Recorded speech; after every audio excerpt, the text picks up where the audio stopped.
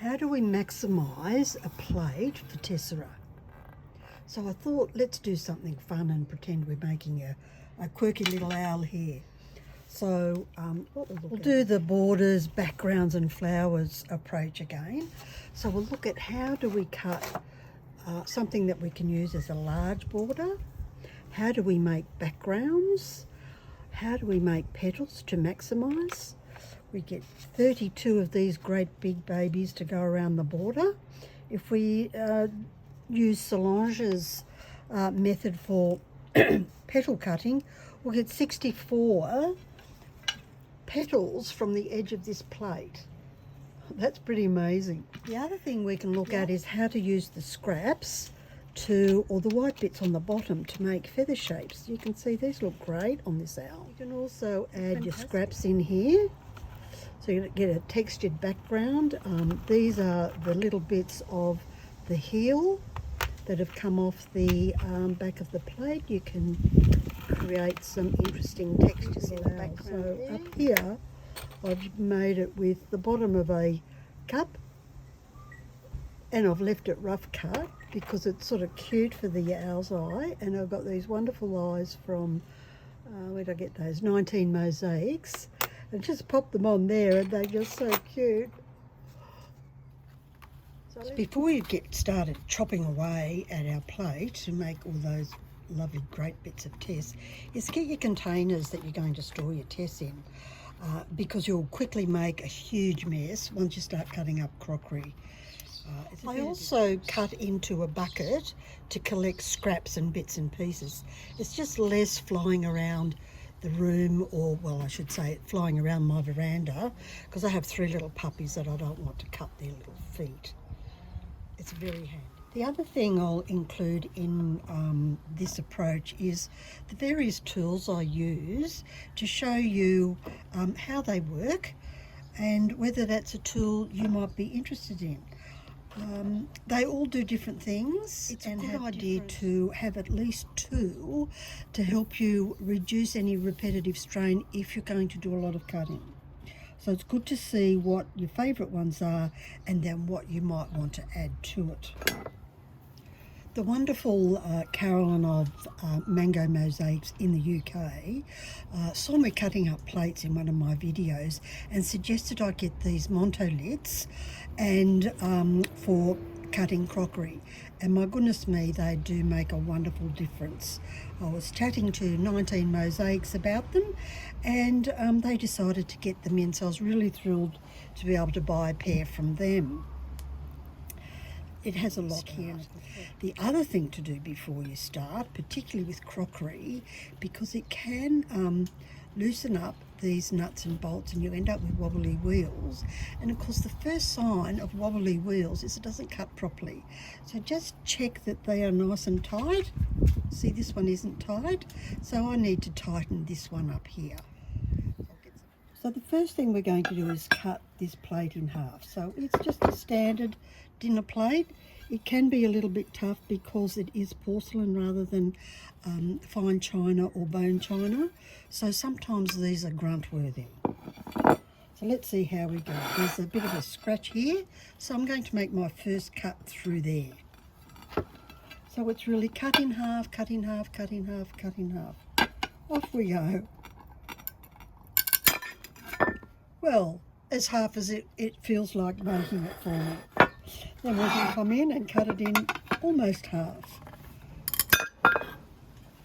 And then when I get to about this many, let's say quarters, if it was plain plastic.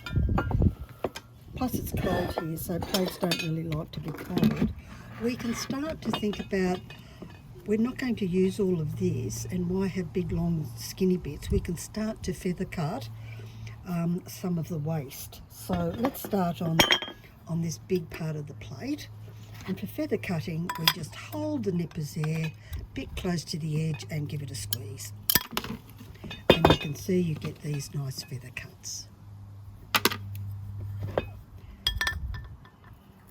It's easier with longer bits and without cutting the rest of this. Then we can cut the crests off the waves.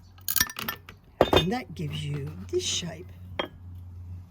Great for lying down for feathers and as well, and also fur. The bigger the angle in, the bigger your feather.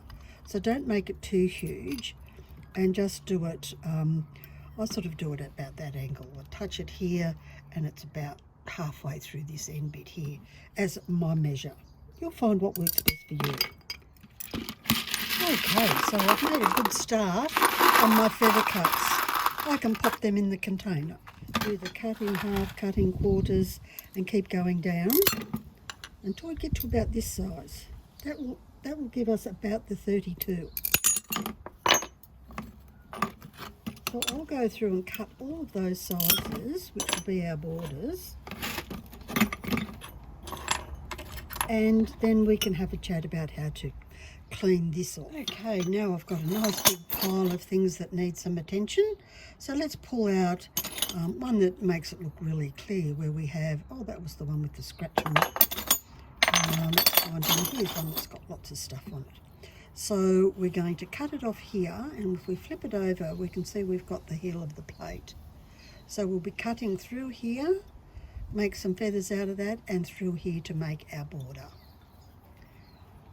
And for those, let's go for the ceramic scissors. These SEABELL ceramic scissors are terrific. If you have them already, you'll know they're terrific. They're great.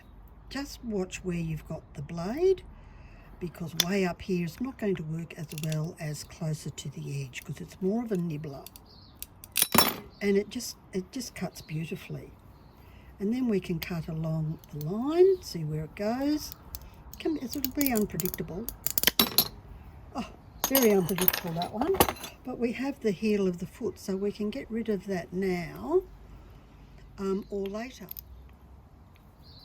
So I'll go through and top and tail these.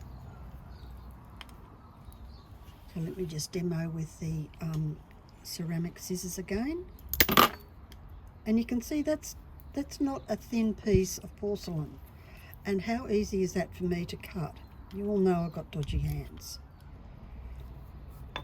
And of course, hold down the end, because that will maximise the amount of pressure.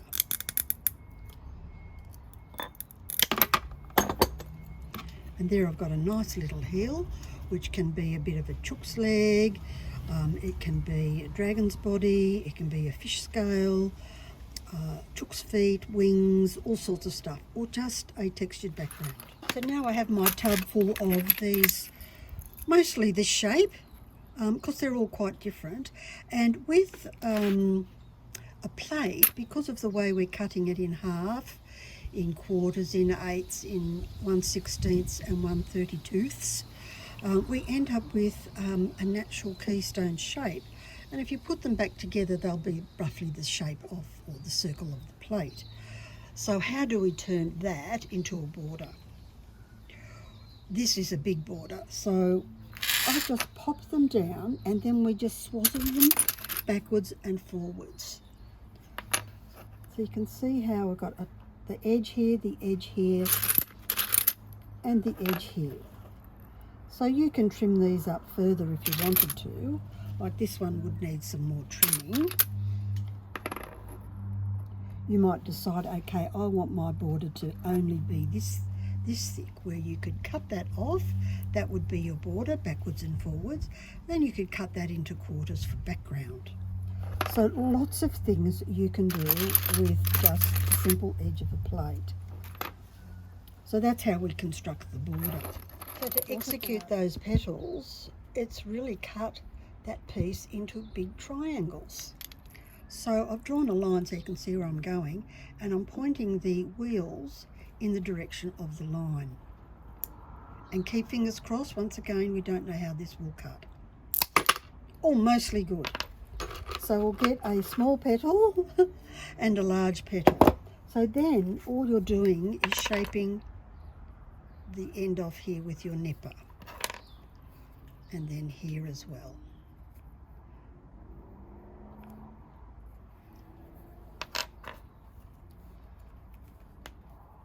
Okay, so there we have the cute little petals all ready to go.